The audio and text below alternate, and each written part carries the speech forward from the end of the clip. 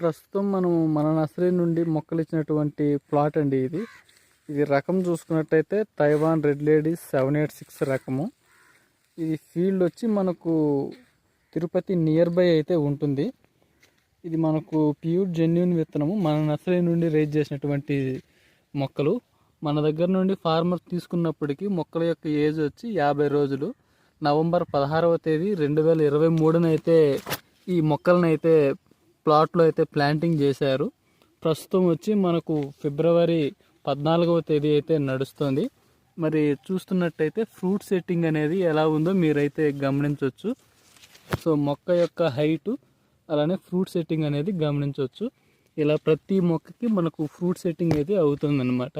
Present అంతా flowering స్టేజ్లో ఉంది. ఫ్రూట్ కూడా ఎక్కడ డ్రాప్ అవ్వకుండా మెయింటెనెన్స్ బాగుంది కాబట్టి ఫ్రూట్ సెట్టింగ్ అనేది మనకు ఎక్సలెంట్గా అయితే వస్తుంది.